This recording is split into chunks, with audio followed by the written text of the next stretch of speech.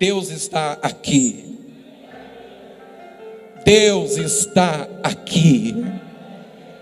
Se você puder, ainda levante mais alto a mão. E quando você levanta as suas mãos alto assim, duas coisas você está dizendo. A primeira coisa é: eu me rendo, Senhor.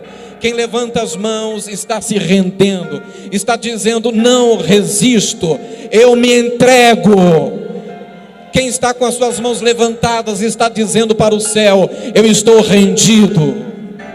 Quem está com as mãos levantadas está apontando que a sua esperança, a esperança que move a sua vida, vem da sala do trono da graça de Deus. E se isso é verdade na sua vida, eu quero encorajar você agora a doar, a dar, a entregar 60 segundos da sua vida e da sua existência para pedir nada, apenas para agradecer, apenas para glorificar, apenas para adorar, apenas para exaltar, apenas para engrandecer o Senhor. Se tiver alguém aqui, um crente aqui, se tiver alguém grato a Deus aqui, comece a abrir a sua boca e dar louvores ao Senhor. Quem tem glória, dê glória. Quem tem aleluia, dê aleluia. Quem tem louvor, dê louvor. Quem tem línguas estranhas, fale em línguas estranhas. Balance as suas mãos. Começa agora 60 segundos de glória subindo deste santuário para a sala do trono da graça.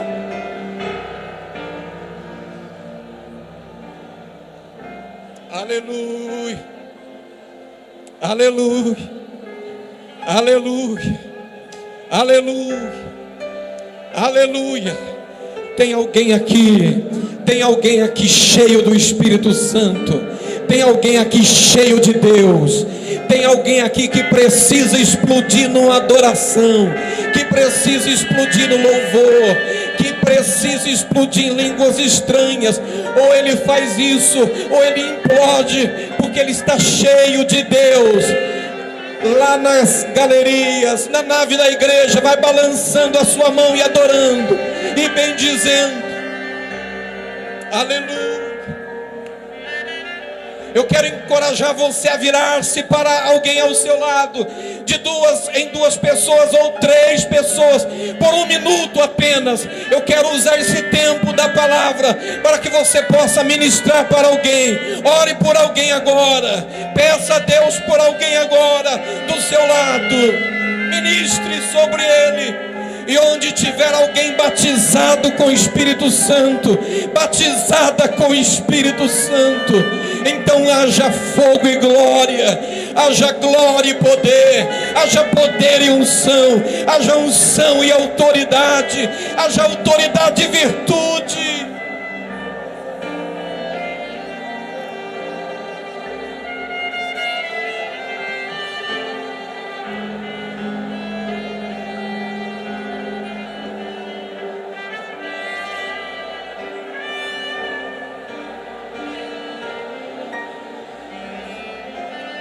Aleluia, aleluia, Deus.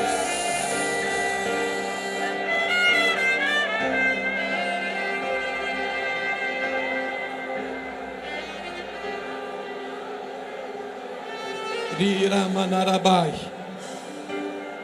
Oh, queridos, vamos, por gentileza, abrir neste momento as nossas Bíblias, a Bíblia Sagrada, o livro de Deus.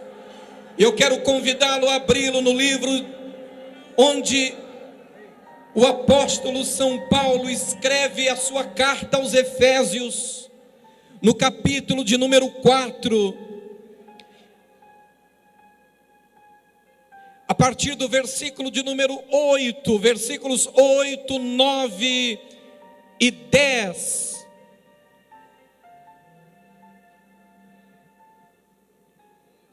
E assim diz a palavra do Senhor: pelo que diz, subindo ao alto, levou cativo o cativeiro e deu dons aos homens. Ora isto, ele subiu, que é senão que também antes tinha descido às partes mais baixas da terra. Aquele que desceu é também o mesmo que subiu acima de todos os céus para cumprir todas as coisas. Tomai o vosso assento, por favor. A Ele a glória, a Ele a honra, a Ele o louvor, a Ele a adoração, porque Ele é santo, santo, santo, santo, santo, santo, santo. Ele é o leão da tribo de Judá, é a raiz de Davi, a estrela da manhã, é a esperança do salvo, é a alegria da nossa alma, é o desejado das nações, é o alfa e o ômega, é o princípio e o fim, é o que anda no meio dos 7 castiçais de ouro, é o que tem nas mãos a chave que quando fecha ninguém abre, quando abre ninguém fecha, e aquele que disse: eu vou estar com vocês todos os dias, até a consumação dos séculos. Oh, a Ele, ao que é digno de receber a honra, e a glória, e o louvor, seja adoração pelos séculos dos séculos, pelos séculos dos séculos, pelos séculos dos séculos, pelos séculos dos séculos, pelos séculos dos séculos.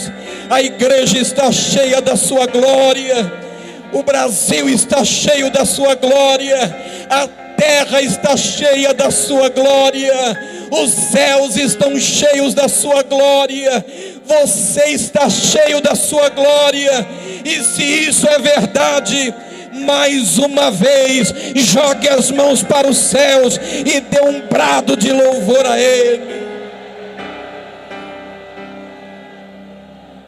Desejo chamar a vossa atenção para 2 dos verbos presentes neste texto santo: subir e descer. São verbos de movimento e falam nesse texto do movimento de alguém que pretende chegar a algum lugar, que pretende um resultado. Deus sempre sabe onde quer chegar. Deus sempre sabe que tipo de movimento Ele precisa fazer para alcançar o seu alvo, para alcançar o seu objetivo. Há determinados resultados para os quais o movimento pode ser um. Há determinados resultados para os quais o movimento precisa ser outro. Para certos resultados que Deus pretende obter, o movimento deve ser subir.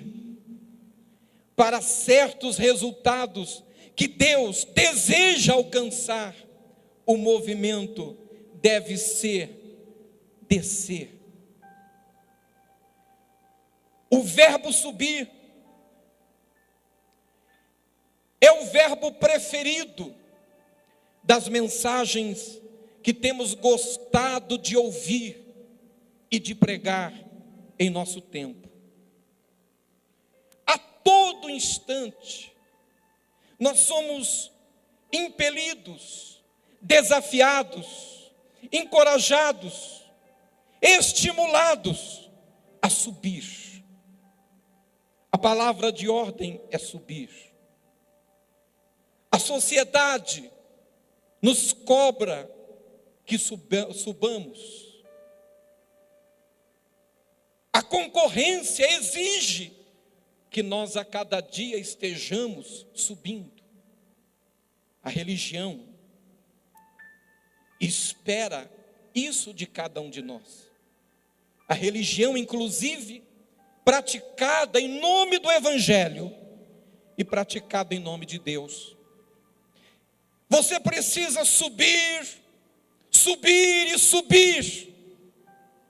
Você precisa ter mais dinheiro, você precisa ter mais sucesso, ter um maior rebanho, construir o maior templo, ter o título mais importante, ter o maior prestígio, a maior influência.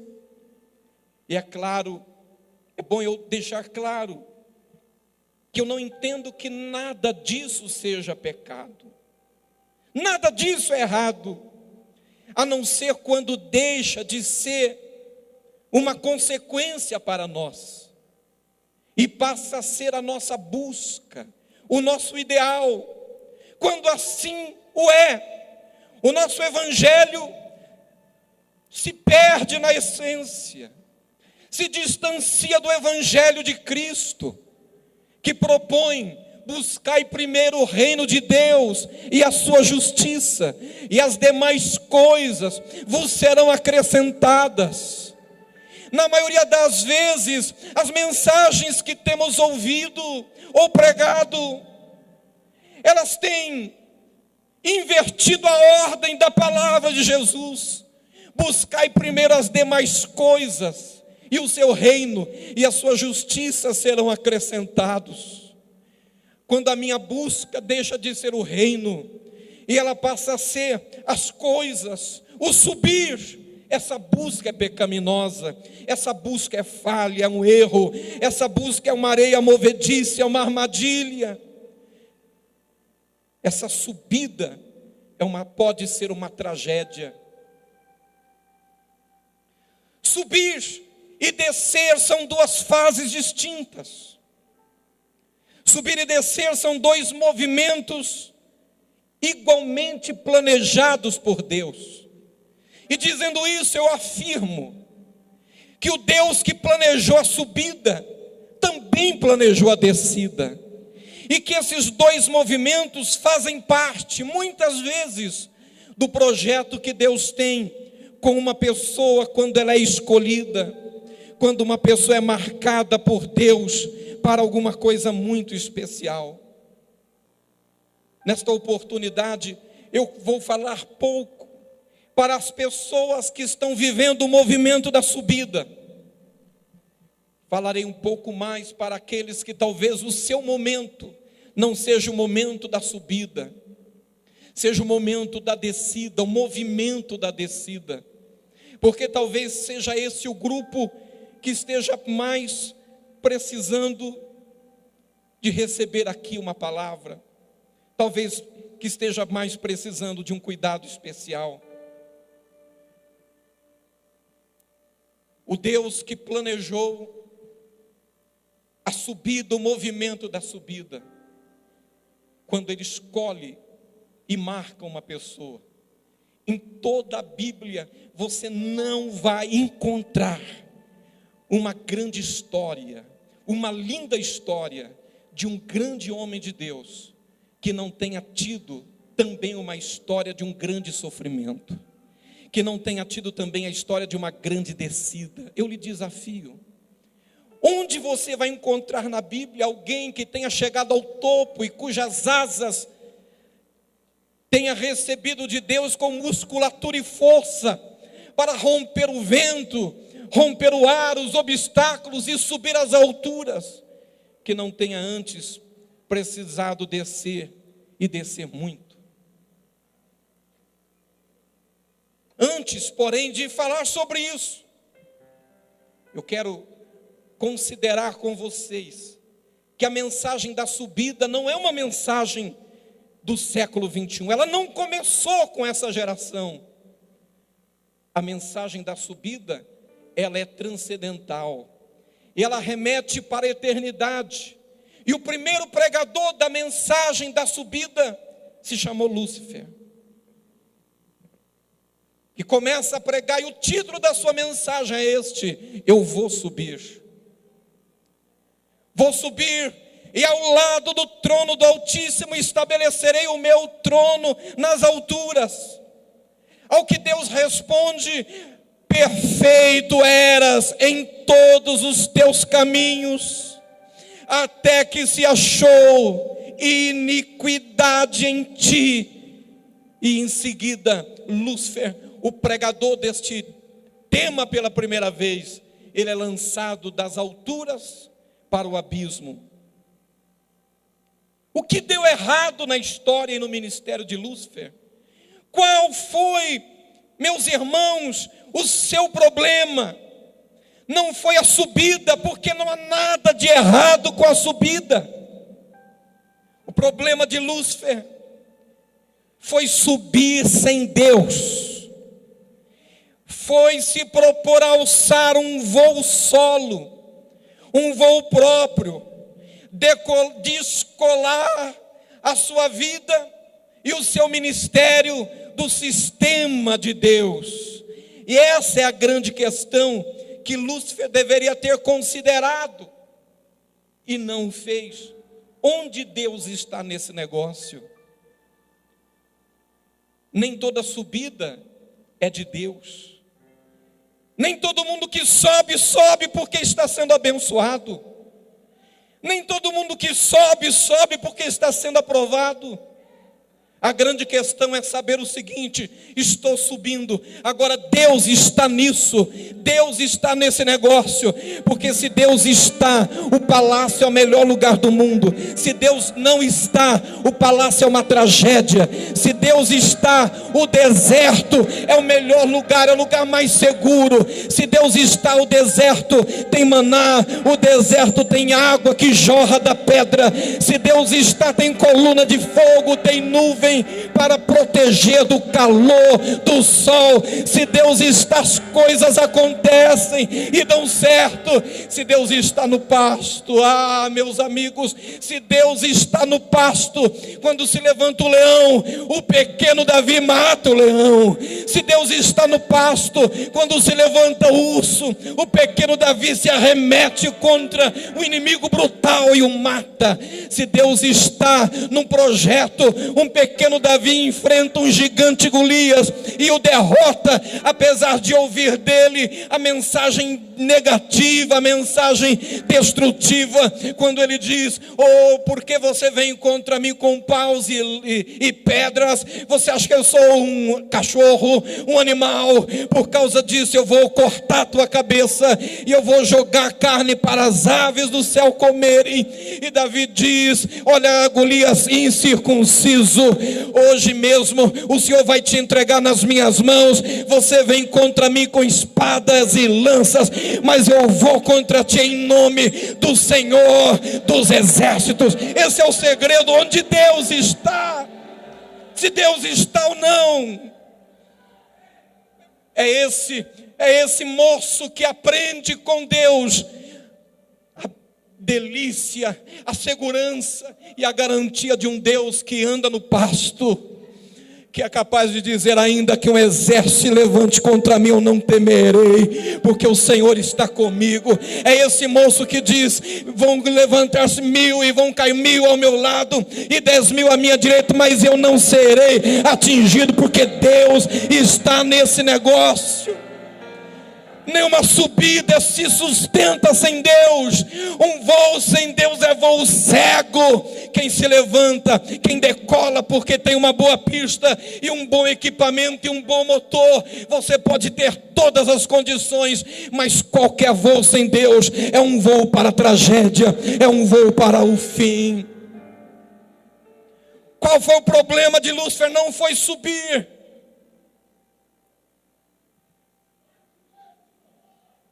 A grande questão de Lúcifer foi subir sem Deus.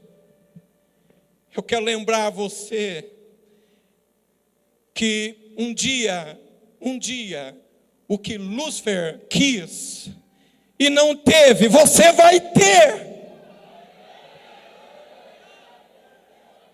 Aleluia.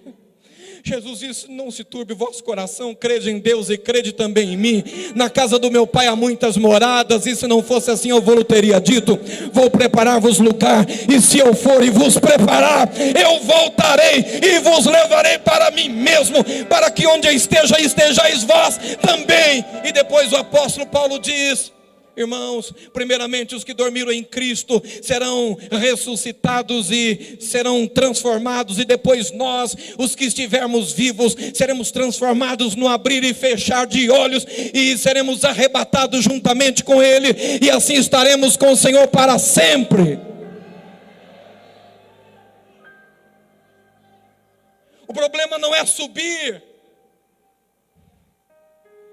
aquele lugar que Lúcifer idealizou, que ele quis. Ele disse: vou subir, colocar minha cadeira do lado da cadeira do Todo-Poderoso, vou governar com ele.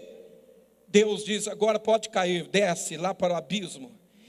Quando a igreja entrar nos céus, o noivo virá receber a igreja nos ares.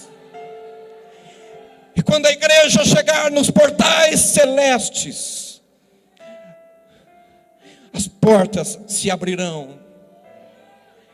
A Bíblia diz: Jesus vai pegar cada crente e vai levar diante do Pai, e vai dizer o nome de cada um, e Jesus vai dizer para cada um: você venceu, senta no meu lugar.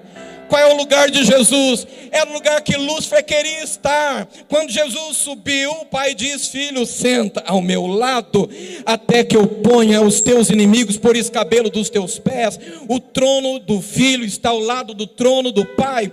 Agora, esse trono do Filho era o lugar que Lúcifer queria estar e não pôde, porque ele subiu sozinho. Ele se descolou do sistema de Deus. Agora, olha que coisa tremenda. É por isso que o inferno te odeia, o diabo te odeia, os demônios te odeiam. O que Lúcifer não teve, o querubim ungido não teve. Você que às vezes está triste, está cansado, você que às vezes fica chateado, você que às vezes fica abatido, você que passa lutas, você que enfrenta suas crises, você que enfrenta suas dificuldades, você que é gente, você que é tentado, você que sofre os ventos, você que sofre com as traições, com as pedradas, que é ferido na estrada dessa vida e ferido na casa dos irmãos. Você que é tão frágil, você e eu somos tão limitados. Vamos chegar diante do Pai e sentar onde Lúcifer quis e não pôde, porque a questão não é subir, a questão é subir dentro de um propósito de Deus, subir dentro de um plano de Deus. Esse foi o grande problema de Adão e Eva. O que Lúcifer conseguiu fazer com que eles fizessem. Ele disse: o que Deus falou sobre a árvore, falou alguma coisa, e Eva disse sim, Senhor. Ele disse que não podemos comer desse fruto da árvore, porque se comermos vamos morrer. Ele disse: não, isso é mentira, vocês precisam comer porque vocês vão ser parecidos com Deus, vocês vão ser semelhantes a Deus. E Eva comeu daquele fruto, e quando ela comeu, quando Adão comeu aquele fruto, sabe qual foi o grande problema? Sabe o que Deus não tolerou? Sabe por que eles saíram do jardim do Éden? É porque o reino de Deus é uma máquina, onde cada pessoa que faz parte desse reino é como uma engrenagem dessa máquina.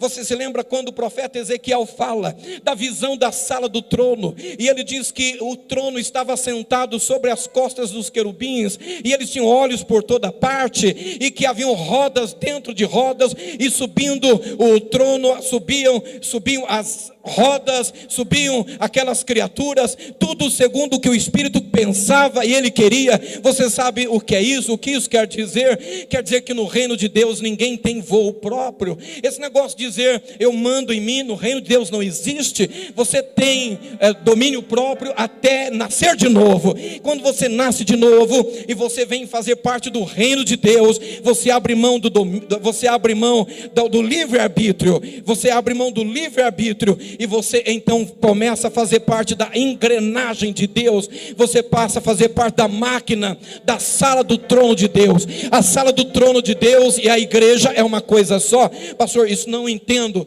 você está falando bobagem agora. Não, eu vou mostrar que não é bobagem. A Bíblia diz: nós somos o corpo de Cristo, cada crente aqui faz parte do corpo de Cristo, mas a Bíblia diz que o corpo está na terra, mas a cabeça está no céu. Ora, é a cabeça quem comanda, é a cabeça quem governa.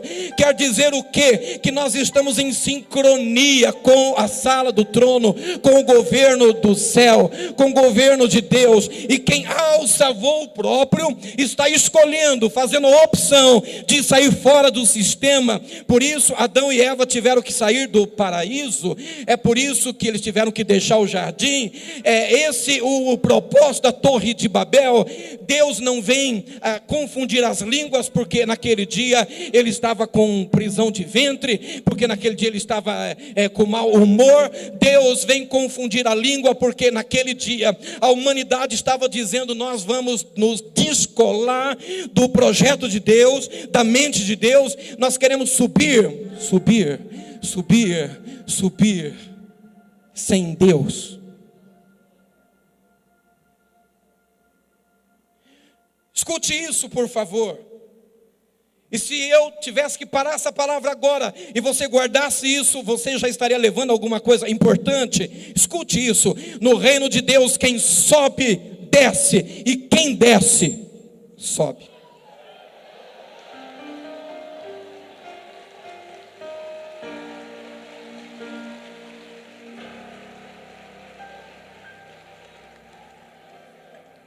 No reino de Deus, quem sobe sem Deus desce. Mas quem desce sobe. Humilhai-vos perante a potente mão de Deus, e ao seu tempo, ela quem? A mão de quem? De Deus. Deus vos exaltará. Quem faz você subir é Deus. Escute isso. Deus planejou que o seu filho descesse. Deus precisava deste movimento de descida para o seu grande, maior plano, o projeto da redenção. Deus planejou que o seu filho descesse para levar cativo o cativeiro. Ele precisava descer para ser aperfeiçoado. No livro de Hebreus, no capítulo 5, versículos 8 e 9, o escritor diz que Jesus, o Filho de Deus, foi aperfeiçoado, e ele veio a ser a peça fundamental da nossa salvação. Se está escrito ele veio a ser, é porque ele não era. Significa isso dizer que foi necessário a descida para que ele pudesse estar preparado, ele pudesse estar nivelado, pudesse estar aparamentado, pudesse estar equipado para aquilo que Deus tinha na vida dele.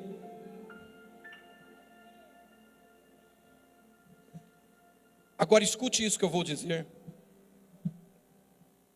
Estou tão alegre de dizer isso a você. Nós não somos resultado da subida de Jesus.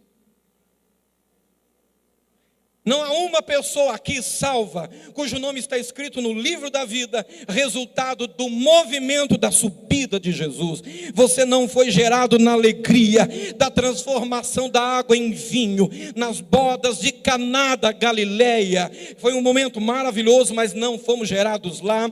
Você não foi gerado na multiplicação dos pães e dos peixes. Foi um momento maravilhoso, mas ninguém aqui nasceu dessa festa. Você não foi gerado no momento em que o Senhor Jesus domina o poder da natureza e anda por sobre as águas como se fosse um chão firme. Você não foi gerado na ressurreição de Lázaro, nem foi gerado no momento da ressurreição. Você não foi gerado no momento em que ele ascendeu os céus. Nós somos frutos da descida. Nós somos frutos da dor. A igreja é fruto da crise. Nós somos frutos gerados no Calvário. É por isso que quando o Espírito Santo leva um pecador a Jesus, o primeiro lugar que o Espírito Santo leva o pecador não é em nenhum desses outros que eu mencionei, não é nem no lugar onde Jesus ascendeu os céus.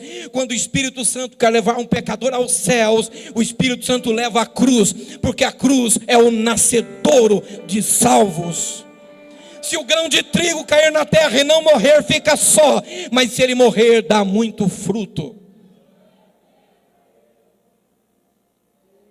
Isaías disse: ele foi subindo como raiz numa terra seca, nenhuma beleza havíamos para que o desejássemos, e ele foi ferido de Deus e oprimido. Esse quadro trágico, esse quadro de esmagamento, essa descida, foi o ventre espiritual que nos gerou. Sabe o que eu preciso dizer com isso? Eu preciso dizer que Deus nos permite descer, Ele produz em nós o movimento da descida, porque o movimento da descida é o movimento de gerar, o movimento da descida é o momento de procriar, o movimento da descida é o momento de frutificar, e aquelas pessoas que frutificam para Deus, as obras que permanecem, aquelas pessoas que frutificam para Deus os resultados perenes, eles não frutificaram nas festas.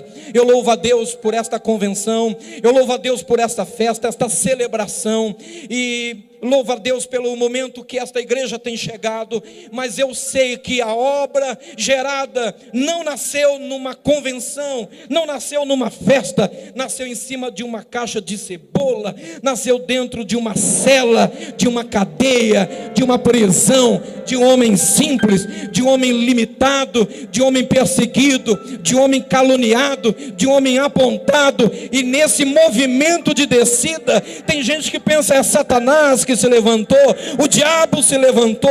Se o diabo pudesse, ele tirava a cadeia da história de Doriel de Oliveira, não existiria, porque foi lá naquela cadeia, quando foi preso por causa do seu testemunho, das suas convicções, que nasceu o apóstolo Doriel de Oliveira. E sabe de uma coisa, a grandiosidade desta igreja e desse trabalho não nasceu na celebração e na festa, nasceu nos momentos do gemido, nasceu nos momentos de sofrimento.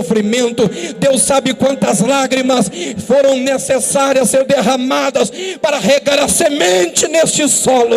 Deus sabe, só Deus sabe. Os pastores abençoados, os ministros de Deus que aqui estão, os homens santos de Deus que aqui estão, quanto, se eles puderem fazer uma retrospectiva do seu ministério, quanto foram na sua vida, quantos esse movimento de descida. Abraão, você é um homem abençoado e especial. Todo pai quer ter um filho como você. E quando eu vejo você ministrando, eu vejo seu pai atrás de você, alegre, emocionado. Eu fico pensando que você não foi gerado na festa, que você foi gerado no movimento de descida. Eu sou fruto de descida de alguém. Eu sou filho de pastor, sou neto de diácono. Eu não fui gerado nos momentos de subida do ministério do meu pai. Eu fui gerado nos movimentos de descida. Todo ministério tem esses dois movimentos, subida e descida. Toda igreja tem esses dois movimentos, subida e descida. Toda pessoa tem. E se eu pregar a você que você nunca vai ficar doente, eu estou mentindo. Se eu pregar a você que você nunca vai ter problema, eu estou mentindo. Se eu pregar a você que você nunca vai perder dinheiro, eu estou mentindo. Se eu pregar a você que nenhuma porta nunca vai ficar fechada, eu estou mentindo. Eu estou pregando a você hoje, eu sei o que eu estou dizendo, que há momentos em que Deus cria, planeja na sua vida um movimento de descida, para que nesse movimento de descida você vá ganhando elementos, vá aperfeiçoando a sua essência, vá se melhorando enquanto pessoa, enquanto gente, enquanto filho de Deus, vá tendo experiência com Deus, e como fruto da sua experiência, fortaleça-se a sua fé, e a sua fé fortalecida seja aquele instrumento que você consegue saltar os obstáculos, saltar as muralhas, conquistar os sonhos de Deus para a sua vida. Mas não é fácil descer, não é gostoso descer. Quem desce vive dilemas, e vive dilemas nesse momento que a igreja vive, porque às vezes ele entra na igreja para receber uma palavra, e ele começa a ficar deprimido, porque tudo que ele escuta é isso: tem que subir, todo mundo aqui está subindo. Mas ele olha para a vida dele, e parece que as coisas na vida dele não funcionam assim. Talvez esse seja o seu momento, talvez seja o momento em que você talvez não tenha muitas mudas de roupa, talvez você não tenha vários guarda-roupas para colocar o seu terno, os seus vestidos, talvez você não tenha na sua garagem o carro dos seus sonhos, talvez você ainda não tenha comprado a sua casa própria, talvez você tenha experimentado a dor de ajudar o filho dos outros e não conseguir ajudar o seu próprio filho, a sua própria filha. Talvez você tenha vivido o dilema de curar os enfermos e você mesmo ter um problema de saúde, frequentemente te levando ao altar de Deus, e você estar muitas vezes em situações difíceis. Eu preciso hoje falar para você: recupere o seu ânimo, recupere a sua fé. Deus não te largou na curva da estrada, você não caiu da mala do carro de Deus, você não caiu do caminhão de mudança, você não está esquecido na curva da estrada. Deus tem um plano, Deus escolheu você, Deus marcou você, e o movimento de descida é movimento de preparação para que você gere o seu melhor fruto. Balance a mão e dê uma rajada de glória a Deus.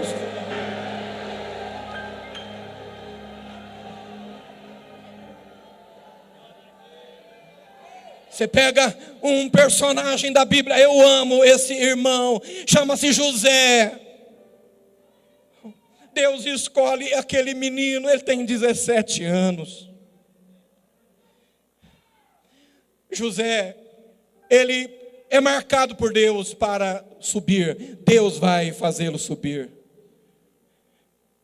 Mas quando Deus escolhe José e o marca para subir, Deus não conta para ele. Tem segredos que Deus não conta para nós. São revelações que vêm a conta-gotas. A conta-gotas. A conta-gotas. É por isso que não é todo culto que tem profecia. É por isso que não é todo culto que tem revelação. Mas existe profecia, existe revelação, e Deus dá conta-gota, porque às vezes, se Deus der mais do que essa medida, você está banado e atrapalha o mover de Deus na sua vida. E Deus não conta para Jacó. Se contar para Jacó, Jacó estraga. Deus não conta para José, mas quando Deus o marca, começa na vida de José um movimento de descida. Primeiramente, os irmãos ficam com ciúmes, com inveja. Parece que José está subindo, ele ganha túnica nova, ele está feliz, está alegre, ele dá testemunho na igreja de prosperidade. Mas no dia seguinte, os irmãos dele arrancam a túnica, jogam no poço. Ele fica ouvindo os irmãos em cima, conversando sobre como vão matá-lo. Então ele é vendido como escravo para o Egito, e ele está em franco movimento de descida. Quem olha para esse moço no fundo do poço não diz que ele um dia será alguém. Quem olha para esse moço escravo indo para o Egito não diz que um dia ele será alguém. Ele parece um moço sem futuro. Ele tem 17 anos, ele está indo com uma túnica para o Egito. É um movimento de descida, e parece que cada vez ele está descendo mais, ele acaba caindo na casa de Potifar, e então ele começa a subir, e quando ele parece que vai ao culto e dá um testemunho de prosperidade: irmãos, eu estou próspero, agora eu tenho meu cantinho, meu apartamento, agora eu tenho minhas coisas. Então, no dia seguinte, a mulher de Potifar, ela investe contra ele e ele não dá mole. E ela então pega a roupa dele e diz para todo mundo que ele tentou agredi-la sexualmente. Quem é que vai acreditar na palavra dele? É a palavra de um escravo contra a sua senhora.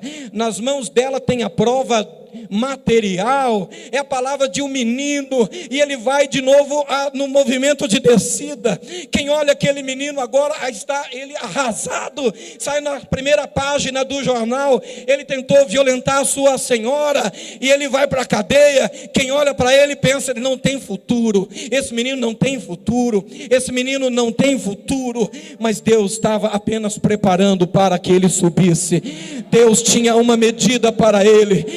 Querido, eu não sei qual é o estágio que você está.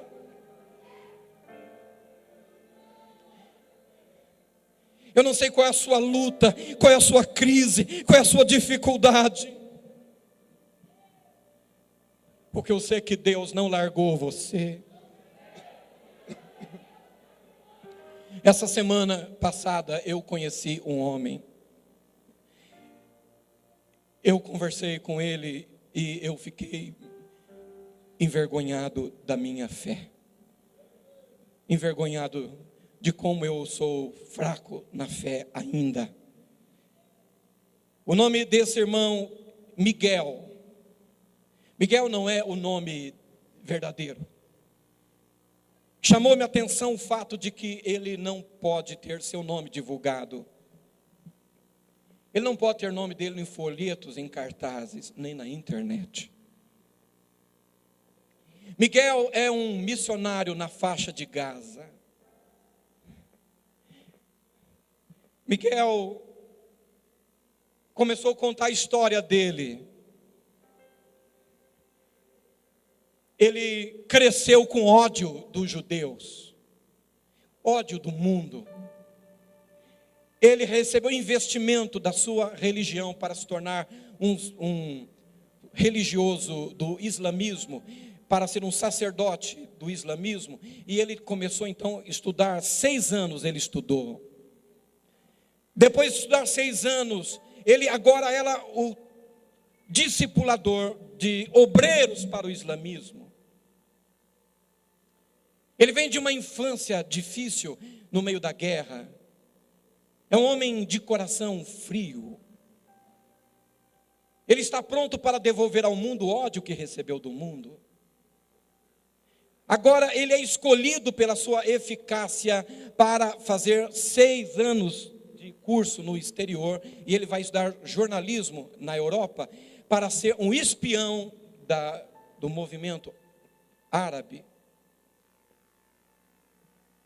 Então agora ele está muito bem, e ele é chamado, convocado pela sua nação para ir para a Argentina.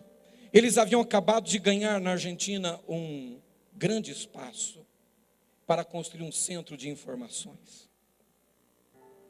E ele está na Argentina, e ele passa em frente a uma igreja evangélica, e ele lê ali, Comunidade Evangélica Betel. Ele diz, não entendi o que era comunidade nem evangélico, mas Betel parecia coisa de judeu. Então ele diz, vou entrar aí, vou explodir todo mundo. Dia seguinte ele colocou granadas pelo corpo, armas, colocou uma roupa comprida, e ele entrou ali para participar do culto. E ele olha e está cheio de símbolos de Israel, e ele começa a ficar irado. E começa o louvor, e alguma coisa naquela gente toca Miguel. O amor deles, o carinho deles, eles se dirigiam para ele. Mas ele é assustador. Então uma menina se aproxima dele e explica para mim o que é Bíblia Sagrada. Ela sai correndo dele. Mas no final do culto ele não explode ninguém, ele não estoura ninguém. Ele quer saber o que tem de diferente ali.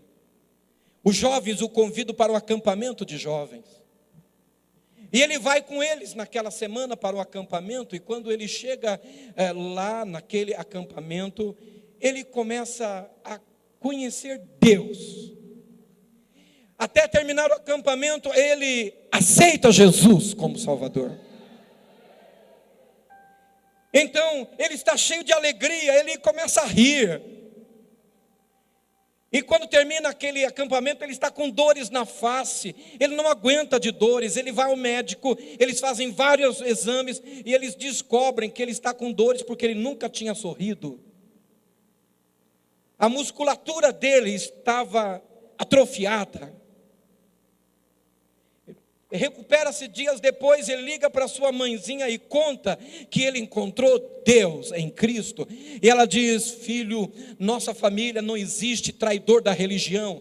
A partir de hoje você está morto e eu estou de luto. Ela começa a chorar, desliga o telefone, põe uma roupa de luto.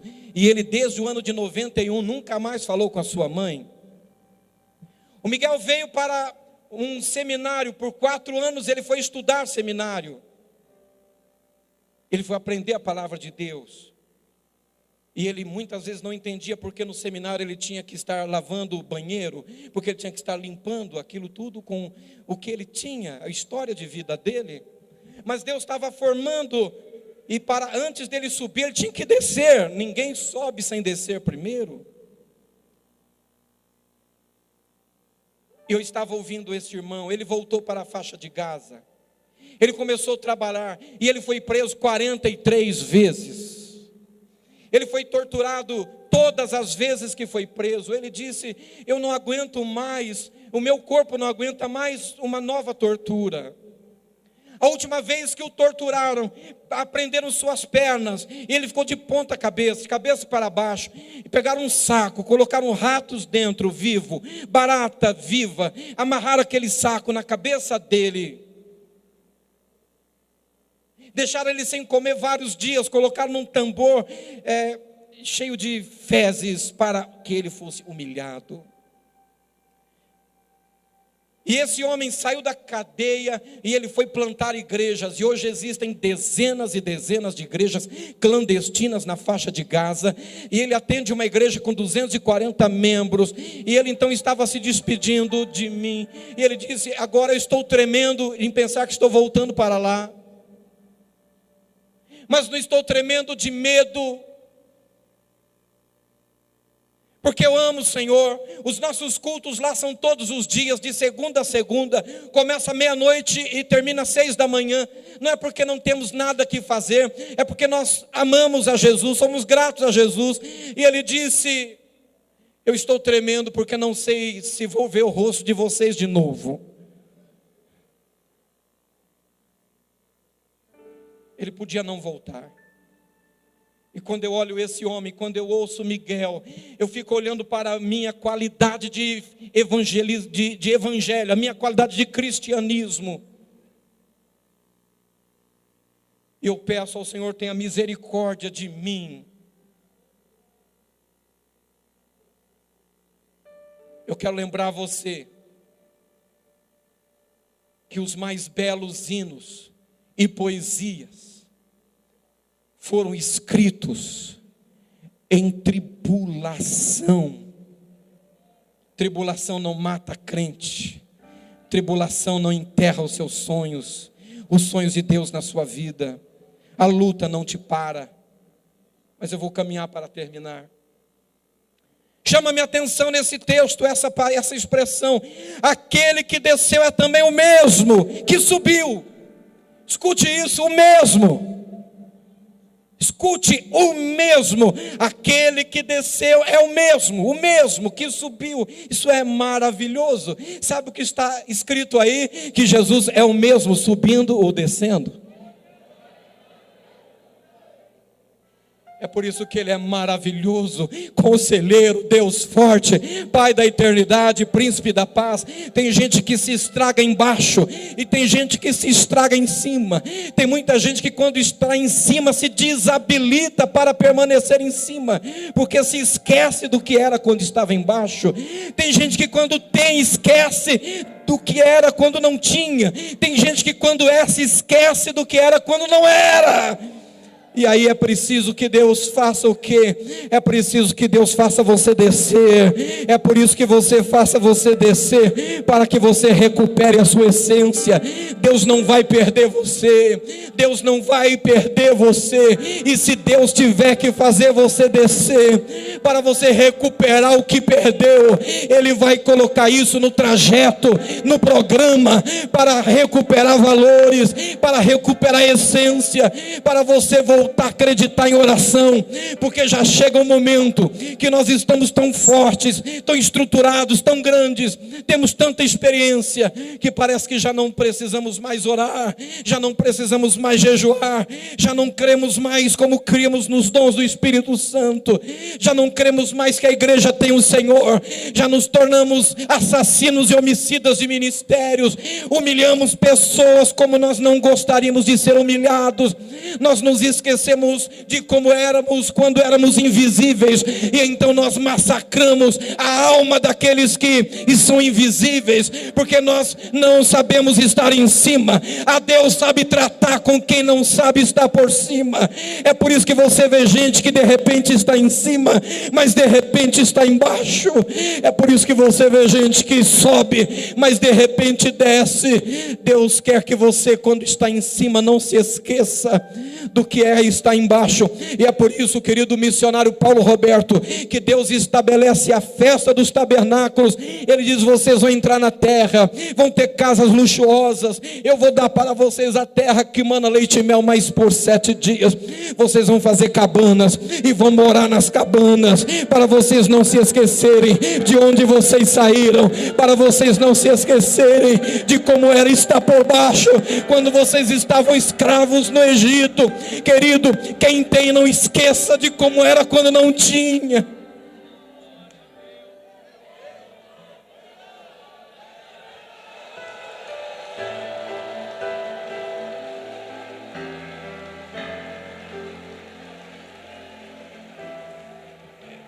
É por isso que Jesus não será removido do seu lugar para sempre. Ele não será removido nunca, porque Ele é o mesmo. Jesus Cristo é o mesmo ontem, hoje e eternamente. E alguém aqui, pelo amor de Deus, dê um brado de glória a Jesus aí, dê um brado de louvor a Ele. Ele pode receber o louvor, Ele pode receber a adoração, Ele pode receber a nossa alegria, a nossa celebração, o nosso júbilo. Balança a mão e fala em línguas, solta a língua estranha.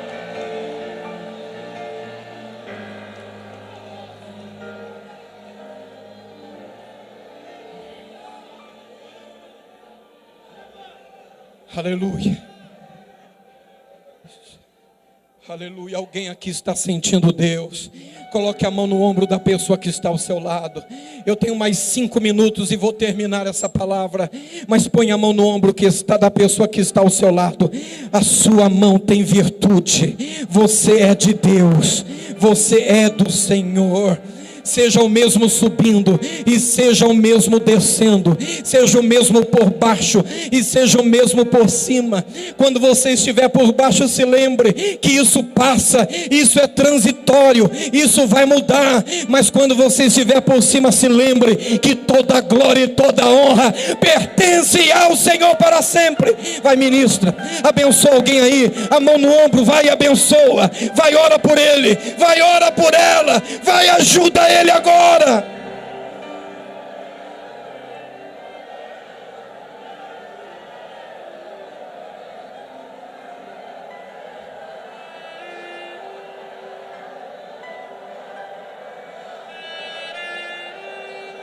Ricadaraba e debiantanaraba. Vai ficando de pé, por favor. E eu vou terminar já já. Deus está aqui. Deus está aqui. Deus está aqui. Deus está aqui. Deus está aqui. Seja batizado com o Espírito Santo. Seja batizada com o Espírito Santo. Cheio da glória, da bênção, da virtude, do poder e da presença. Aleluia, aleluia, aleluia. Olhe para cá, por favor. Para eu terminar, eu quero pedir a você que me dê a sua atenção por um instante. O mesmo que subiu é o mesmo que desceu, levou cativo o cativeiro. Levou cativo o cativeiro. Quando ele desceu, ele estava sendo habilitado.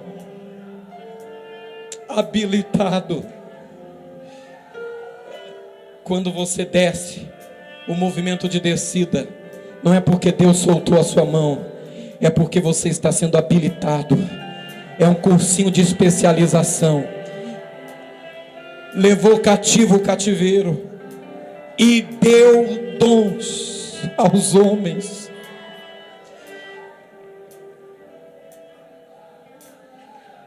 Agora escute isso. Porque os dons, em primeiro lugar, vá dando a mão a quem está ao seu lado, por favor, para eu terminar. Em primeiro lugar, existe uma diferença entre o dom de Deus. O dom de Deus é levar cativo o cativeiro. E os dons, em primeiro lugar, Ele deu dons para ferramentar e equipar a igreja para a tarefa que Ele deu à igreja. Qual é a tarefa que Ele deu à igreja? Implantar o reino de Deus nessa terra. Nesse corredor central também vamos dar as mãos, todos. Em segundo lugar, porque Ele deu dons aos homens. Ele deu dons para dar à noiva o dote. É a noiva quem paga a família do esposo, do noivo, o dote. Então, Abraão manda Eliezer buscar a noiva para o seu filho Isaque. A Rebeca é o tipo da igreja. E o Eliezer sai da casa de Abraão levando 10 camelos. Esses 10 camelos voltam depois, não ficam na casa dos pais de Rebeca. Um camelo é para Rebeca montar, porque Abraão está dizendo: eu estou mandando o camelo para trazer a Rebeca, porque eu não preciso do camelo de lá, nada de lá entra aqui, eu mando o camelo que vai trazer a noiva para o meu filho. E os 9 camelos estavam levando joias, riquezas, talentos. Sabe o que era aquilo? Aquilo era o dote que Abraão estava mandando para Rebeca, de presente, para que a Rebeca voltasse e quando viesse trouxesse o dote para entregar à família do seu noivo. Aqueles 9 camelos cheios de joias, de presentes, representam os 9 dons do Espírito Santo, que Ele entregou para a igreja, que não vão ficar aqui não, é para a igreja entregar o dote, é para melhorar, é para embelezar. O terceiro motivo porque Ele deu dons aos homens, é o seguinte: quando Jesus sobe, Ele sobe diante dos discípulos, e não foi Ele, apóstolo Ariel, quem subiu. A Bíblia diz que Deus o fez subir, porque veio uma nuvem, entrou debaixo dos pés e começou a levá-lo às alturas.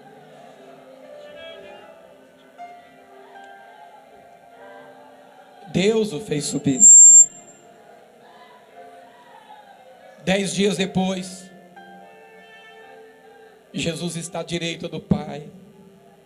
E a Bíblia diz: onde estiver o teu tesouro, estará o teu coração. E sabe onde está o tesouro de Jesus? Onde está o coração de Jesus? Está aqui, olha. O coração de Jesus está aqui. O coração de Jesus está aqui. E Jesus então começa a dizer ao Pai: Pai, deixa eu trazer a igreja, Jesus não aguenta. Jesus está esperando a igreja chegar nos céus. Mais do que nós, Jesus está esperando. É por isso que o Espírito Santo, que vê o desejo do Filho, em Apocalipse ele faz um dueto com a igreja. O Espírito diz: vem. E a noiva diz: vem. E quem ouve diga: vem. Ora vem, Senhor Jesus. E no 10º dia, no dia de Pentecoste, Jesus disse: Pai, deixa eu trazer a igreja para o céu. E o Pai disse: Filho, não pode ainda, não é hora. E Jesus disse: Pai, então deixa eu levar o céu para a igreja. E o Pai disse: Filho, levar o céu para a igreja você pode. Jesus chama o Espírito Santo e diz a ele: pega tudo que tem aqui no céu e leva para a terra, leva para minha noiva. Em Atos dos Apóstolos capítulo 2, ele chegou e veio um vento impetuoso e línguas como de fogo foram vistas sobre cada um deles, e falaram em línguas estranhas conforme o Espírito Santo concedia que falassem. E naquele dia, minha gente, o céu veio. A igreja, levante a sua mão, a mão que você segura este companheiro. Comece a orar em línguas agora. Comece a orar em mistério. Comece a soltar adoração. Comece a soltar louvor. Cadê? Comece a soltar. Comece a glorificar ao Senhor lá na galeria. Em toda parte, em toda nave. Quem está lá fora assistindo pelos telões, você assistindo pela internet, ouvindo pelas ondas da bênção, seja cheio, cheia do Espírito Santo de Deus.